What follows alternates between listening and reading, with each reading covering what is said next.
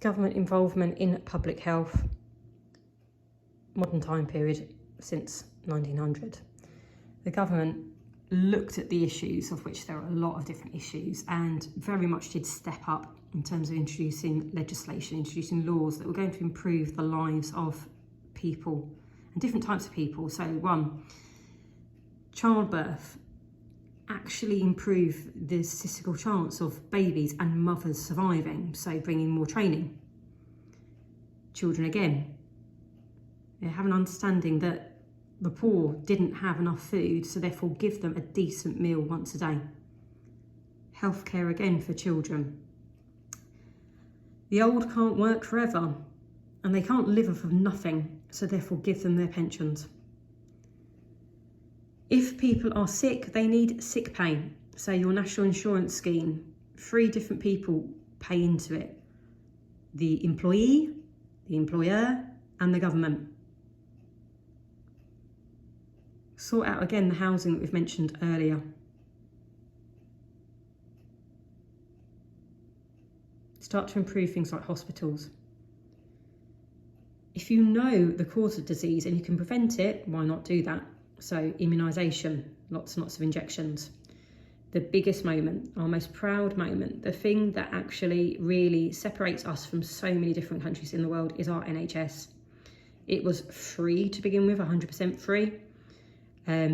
But due to the sheer overwhelming nature of how sick the population was, this obviously couldn't be maintained in terms of its complete and utter lack of charge. So they will bring in prescription charges in 1952, and they will obviously bring in charges ever since for different bits and pieces. Clean Air Act, which we've talked about already, and Health and Safety at Work Act. So, I said to you already, big, huge moment, right, is our NHS, introduced by the Labour government.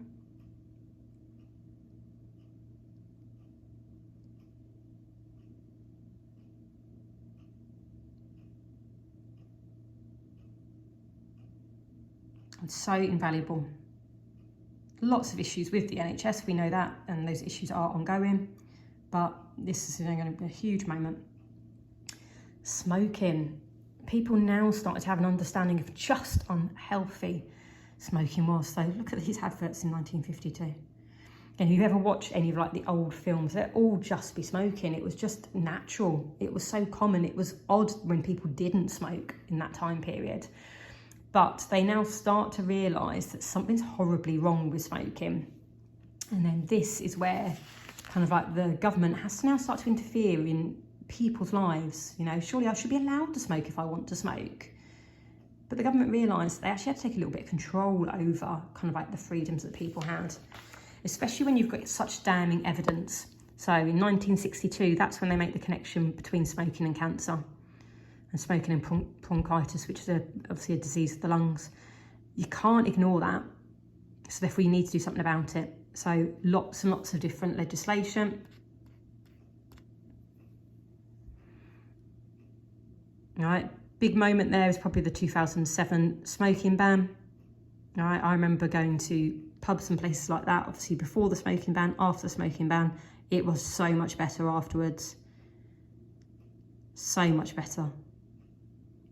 Then we've got healthy lifestyles. So the government, again, tries to give us advice, doesn't it? Things like alcohol, drink driving, alcohol, only drinking a certain amount of units per week if you're a man, if you're a woman. Physical exercise, right? So trying to encourage, obviously, physical exercise for people and how positive that is, not only for your body, but also for your mind. Drugs awareness, food and nutrition. So, 5 a day. Or is it now 7 a day? Who knows? But, the idea that you should eat healthily. They put those, don't forget those traffic light signals on kind of like packaging. Sexually transmitted diseases. Yeah, linked to obviously lessons in school, but also getting the message across fairly regularly about the idea of practicing safe sex. So wearing a condom prevents things like gonorrhea. And then finally, mental health, and lots of work has obviously been carried out on mental health and very much championed by lots of different people, including the members of the royal family, in terms of kind of like Heads Together campaign. Now, because we have a healthier society, so I wouldn't say it's a healthy society, but I'd say it's healthier. Don't forget, a lot of that comes with issues. It comes with huge issues in terms of government involvement. Some people don't want the government involvement. They don't want to be told you are not allowed to smoke here, you shouldn't be drinking so much. And also what underpins all of our healthcare is money. And that money comes from taxes, that money comes from the government saying we will give this much to the NHS, we will give this much to obviously kind of like the benefit system.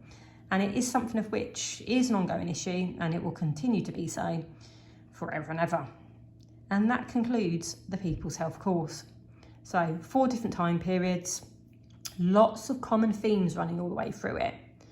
Don't forget, it's all about understanding how people lived, why they lived like that, the impact that it had on their health, what big diseases were around in all the 4 time periods, and what the government's doing, obviously, with those diseases, but equally, what the government's doing to improve things like public health. How can they make people's lives better?